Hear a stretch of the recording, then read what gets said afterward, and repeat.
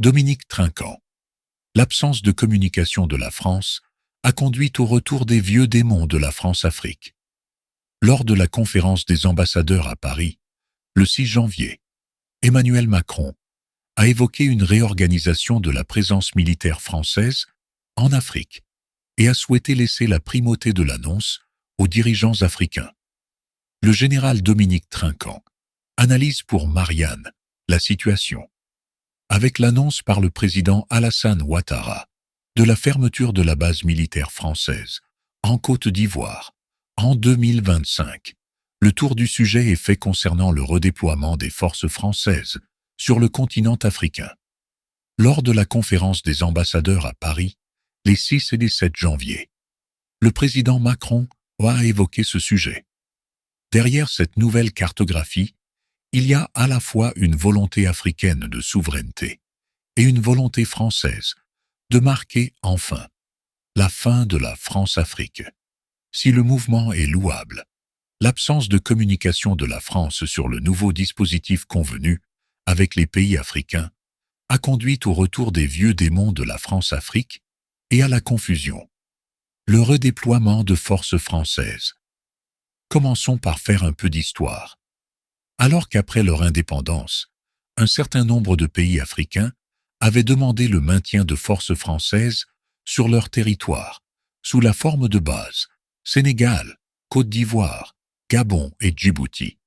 D'autres s'étaient éloignés radicalement de la métropole. Ainsi, le Mali, le Niger et le Burkina Faso ont alterné les régimes militaires et civils, généralement proches de Moscou. C'est après la disparition de l'Union soviétique qu'ils se sont rapprochés de la France. Le Tchad, quant à lui, pour faire face à des menaces diverses venant du Soudan ou de la Libye, a vu rapidement se déployer une base opérationnelle française, importante, tant par son volume que par sa position centrale pour le Sahel. En 2013, la menace djihadiste au Mali a changé cette configuration et conduit au déploiement d'une force française conséquente, 4000 soldats, couvrant le Mali, le Niger et le Burkina Faso, à la demande de ces pays. Après la réussite de l'opération Serval au Mali, ce fut l'extension de l'opération Barkhane. Au même moment, en Centrafrique, l'opération Sangaris permettait le rétablissement d'un gouvernement élu après une période de transition. En 2016, la France décide de mettre fin à cette opération et la Russie prend sa place. Puis, leur retrait. Où en sommes-nous aujourd'hui? Les coups d'État successifs au Mali, au Burkina Faso, puis au Niger, ont conduit les régimes putschistes de ces pays à exiger le départ des forces françaises entre 2022 et 2023. C'est aujourd'hui chose faite, et c'est donc un retour à la situation antérieure, aux années 2010. Ce départ s'est effectué sous la pression, et les régimes en place ont fait le choix d'un soutien par Moscou, essentiellement pour protéger leurs dictateurs. La situation dramatique sur le terrain et l'avancée des forces djihadistes ne laissent pas présager une situation heureuse pour les populations et constituent même une menace réelle sur les pays côtiers voisins, Bénin, Togo, Ghana et Côte d'Ivoire. Pour tenir compte de ces changements au Sahel et des mutations importantes survenues sur le continent africain, une réévaluation des rapports avec la France a été entamée. Jean-Marie Bockel, ancien ministre, a été chargé par le président de la République de proposer, en accord avec les pays où stationnent des forces françaises, un changement de dispositif. Ainsi, d'un commun accord entre la France et les pays hôtes, les bases françaises au Sénégal, en Côte d'Ivoire et au Gabon sont rendues aux pays souverains. Toutefois, des conseillers militaires peuvent être mis en place si les pays africains le demandent, ce qui conduit à une diminution importante et visible de la présence militaire française dans ces pays.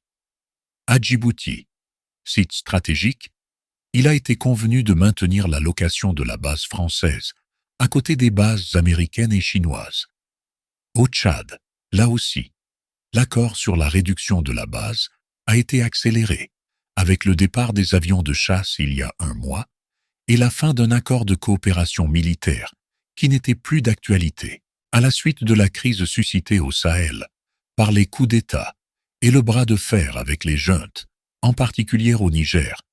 La perception de rejet de la France s'est élargie à l'ensemble du dispositif français.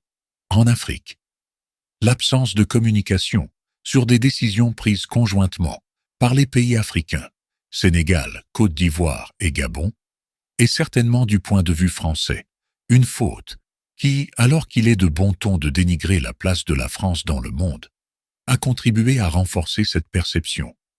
Lors de la conférence des ambassadeurs à Paris, le 6 janvier, le président de la République s'en est longuement expliqué, en préférant laisser l'annonce des mesures prises aux Africains. Il était temps, 65 ans d'après leur indépendance, que les pays africains assurent leur souveraineté. La nouvelle cartographie de la coopération militaire française en Afrique est une chance pour que les rapports entre l'ancien colonisateur et les pays africains s'assainissent et répondent mieux aux aspirations d'un continent dont la population jeune doit faire son chemin avec son lot d'erreurs et de succès.